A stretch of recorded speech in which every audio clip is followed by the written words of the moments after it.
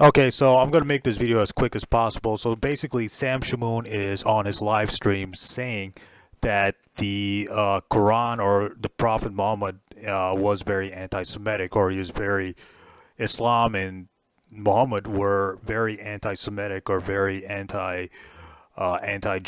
Now, is this true? No, it isn't. No, it isn't. But my point is, I'm not going to make this video defending Islam or the Prophet Muhammad. I just want to point out Sam Shamoun's inconsistency. Now, he's on the live stream. I think he's on a live stream right now talking about how Islam and the Prophet Muhammad are anti-Semitic or they're against the Jews. Well, Sam Shamoun needs to read his New Testament because the New Testament is filled with anti-Semitic statements against the Jews, and the New Testament is filled with, uh, you know, statements against the Jews. For example, we read in the Gospel of Matthew, chapter 27, verse 25, that the Jews, the Jewish people said, "His Jesus' blood on us and our children." So this blood guilt in the Gospel of Matthew, chapter 27, verse 25, has been interpreted to mean that all Jews of Jesus' time and forever afterward accept the responsibility for the crucifixion or the death of Jesus. Uh, and if we read, Christian commentators, they say in Matthew, as in many books of the New Testament, the idea that Christ's followers are persecuted is persuasive. For example, Jesus is against the Pharisees in Matthew 23. In Matthew 22 implies that the servants of the king will be killed by those whom they are sent. So the term Jews in the Gospel of Matthew is applied to those who deny the resurrection of Jesus, etc., etc. And if we read the Gospel of John, Jesus says that the Pharisees or the Jews are the children of the devil. That's like the highest insult you can do to Jews or say to Jews. It says in the Gospel of John, the Gospel of John, chapter 8, verse 37 to 39, it says that the Jews with darkness are with the devil. Uh, Jesus says, if you are Abraham's children, you would do what Abraham did. You are of your father, the devil, and your will is to do your father's desires. He was a murderer from the beginning and has nothing to do with the truth because there is no truth in him. So Jesus says the Jews, according to the Gospel of John, the Jews are the children of the devil and their father is the devil. So that's the biggest insult, or that's the highest anti-Semitic thing you can say to the Jews, that they're children of Satan or they're children of the devil. Uh, if we read 1 Thessalonians chapter 2 verse 14 to 16, Paul accuses the Jews of killing Jesus Christ. It says, as they did from the Jews who killed both the Lord Jesus and the prophets.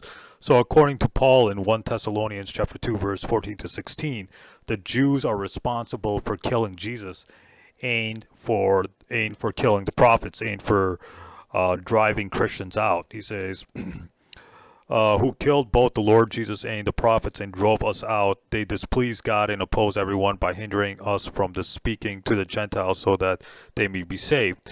So, according to Paul, the Jews displeased God. What else?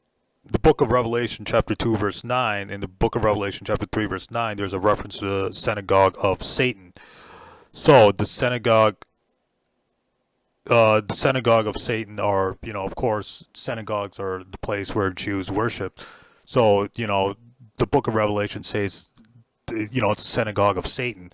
So, like the whole thing is the New Testament is filled with anti Semitic statements. A Christian scholar, James Dunn, has argued that the New Testament contributed towards frequent anti Semitism in the Christian community. So, like I just said, that just those verses that I just said, that the verses that I just cited are verses that are anti-Semitic. For example, Jesus says, his blood, or the Jews say, his blood on us and our children. So the blood guilt is interpreted to mean that all Jews of Jesus' time and after are responsible for the death of Jesus. That's deicide. So the Jews are responsible for deicide. According to the New Testament, deicide is killing of God.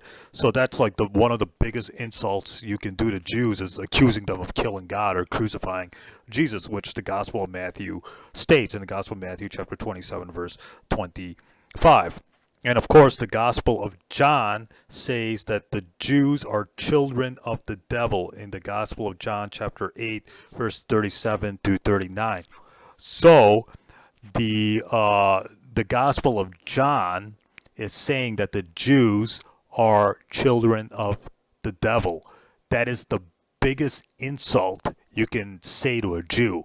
I mean, you can make fun of them for being, hook nose or being, horny or being, money hungry or money hungry, people, Jews. But like the biggest insult you can do to a Jew is say that they're children of the devil, and that's what Jesus says, that the Jews are children of the devil, according to the Gospel of John, chapter 8, verse 37 to 39. So, this is just one of the many examples of anti-Semitic statements in the New Testament.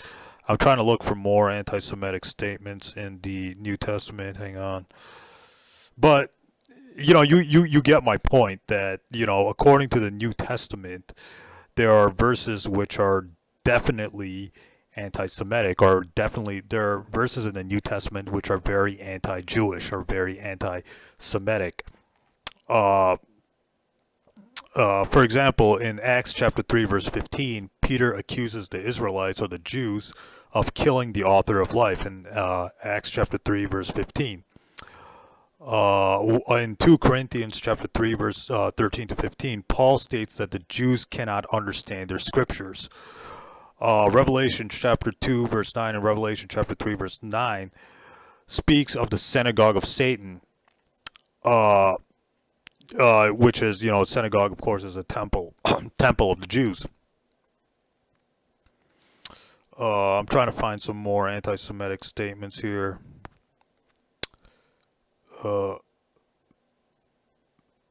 Okay, so, and again, like the biggest insult to the Jews, according to the New Testament, is John chapter 8, verse 44.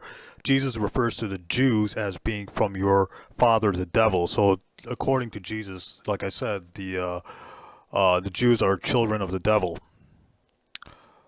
So, there are many other statements that prove that, or to show that the New Testament is filled with hatred for the Jews, or anti-Semitic statements. Jews are the children of Satan, according to John chapter 8 verse 44. Paul accuses the Jews of killing Jesus in 1 Thessalonians. Peter accuses the Jews of killing Jesus in Acts chapter 3 verse 15. What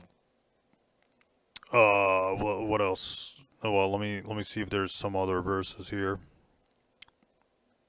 According to the book of Hebrews, but regardless, you've heard the verses, and this, I think this is sufficient enough to show that the New Testament is filled with anti-Semitism. It's filled with hatred for Jews. So Sam Shamoun needs to shut up and start being more consistent, because his own New Testament is very, very anti-Semitic and is very anti-Jewish. The New Testament is heavily anti-Jewish and heavily anti-Semitic from those verses I just cited earlier in this video. So please, Shamoun, start being more consistent in your arguments against Islam.